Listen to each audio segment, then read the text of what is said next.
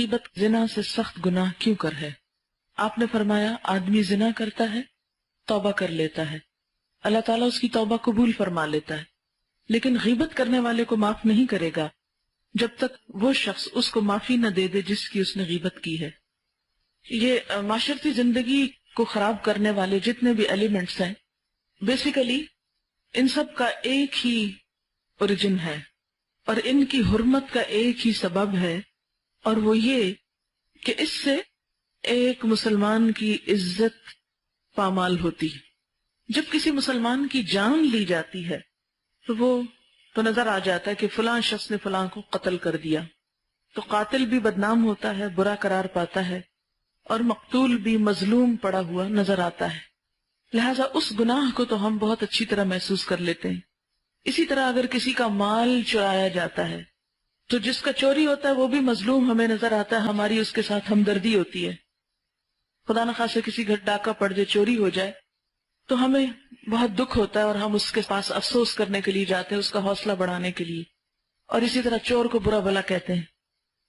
لیکن جب کسی کی عزت چوری ہوتی ہے، جب کسی کی عزت پہ ڈاکہ پڑتا ہے، جب کسی کی عزت قتل ہوتی ہے، تو اس وقت نہ قاتل برا لگتا ہے، ہمارے سامنے کر رہا ہوتا ہے، ہمارے پاس آ کر، ہمارے پاس بیٹھ کر، اور نہ ہی وہ شخص مظلوم نظر آ رہا ہوتا ہے کہ جس کی ہم بے عزتی کر رہے ہوتے ہیں اس کی پیٹھ پیچھے۔ تو اس طرح یہ گناہ، اس کی توبہ اور معافی کے دروازے بند ہونے لگتے ہیں۔ یہ احساس ہی نہیں، کسی نے قتل کیا تو اس کو سب برا کہتے ہیں، اسے پتہ چل جاتا ہے کہ اس نے برا کیا۔ کسی نے چوری کی، اس کو سب برا کہتے ہیں، وہ پتہ چل جاتا ہے اس نے چوری کی۔ لیکن جب کوئی کسی کی غیبت کرتا ہے تو کوئی اس کو برا کہنے والا کم ہی ہوتا ہے۔ چور چھپ کے چوری کرتا، قاتل چھپ کے قتل کرتا، غیبت کرنے والا دلیری کے ساتھ ہمارے سامنے بیٹھ کے عزت لوٹتا ہے، اور ہم گنگے بہرے بن کے کوئی بھی اس پہ ایکشن نہیں لیتے۔ حالانکہ خون کی حرمت، مال کی حرمت، عزت کی حرمت کے برابر ہے، یا عزت کی حرمت ان پہلی دو کی حرمتوں کے برابر ہے، ایک ہی لیول کی چیزیں ہیں۔ تعلقات کی خرابی کے بعد تعلقات کی اصلاح کی کوشش کرنے والے کے لیے کیا جزا ہے؟ فرمایا کیا میں تمہیں روزہ، نماز اور خیرات سے افضل مرتبہ نہ بتاؤں؟ لوگوں نے عرض کیا کیوں نہیں؟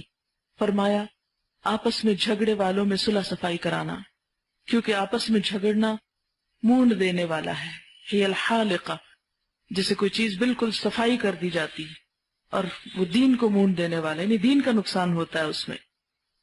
کہتے ہیں کہ 10 چیزوں کو کھا جاتی، یعنی ختم کر دیتی: توبہ گناہ کو، جھوٹ رزق کو، غیبت عمل کو۔